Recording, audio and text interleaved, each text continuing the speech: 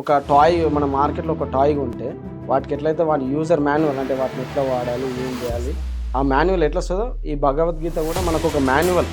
మన దగ్గర భారతీయ వైదిక సనాతన పరంపరలో ముఖ్యం మన బేస్ ఏంటిది అంటే వేదాలు. ధర్మ అర్థ కామ మోక్ష అందరికి పురుషార్థాలుగా చెప్పారు ఇవి.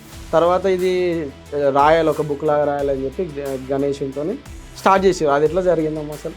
అది వ్యాసుడు అంటే ఒక పదవి అన్నమాట. ప్రతి మన్వంతరానికి ఒక్కొక్క వ్యాసులు వారు జన్మించడం అనేది జరుగుతుంది. కృష్ణ ద్వైపాయన వ్యాస అంటే కలియుగంలో మనిషి మంద బుద్ధివాడు అంటాడు. ధర్మ అర్థ కామ మోక్ష. సో కామంలో అర్థంలో అందరు ఎక్సెల్.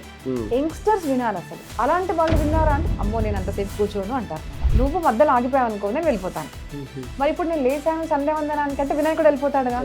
అయితే ఏం చేసేవారు అంటే ఇంతే కాకుండా మహాభారతంలో మనకు చాలా మందికి తెలియదు జాగ్రఫీ ఉందండి.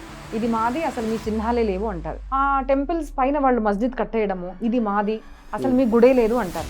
ఇంకా రీసెంట్గా చెప్పాలి అంటే పెద్దమ్మ తల్లి గుడి మనం చూసాం కదంటే రీసెంట్ జరిగింది.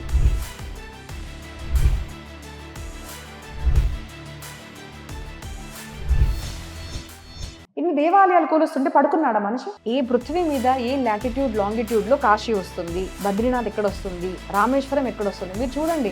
వెన్ ఇందిరాగాంధీ వాజ్ దేర్ నస్బందీ అని చెప్పారు. నస్బందీ చేసే వాళ్లకు మనీ ఇచ్చారు.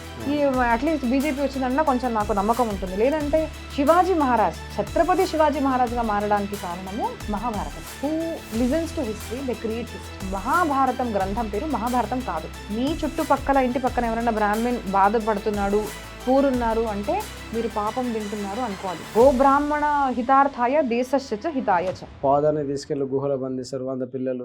రోజుకొక ఒకరి సరిపోయేంత ఫుడ్ ఇస్తారు. అదంతా నాన్సెన్స్.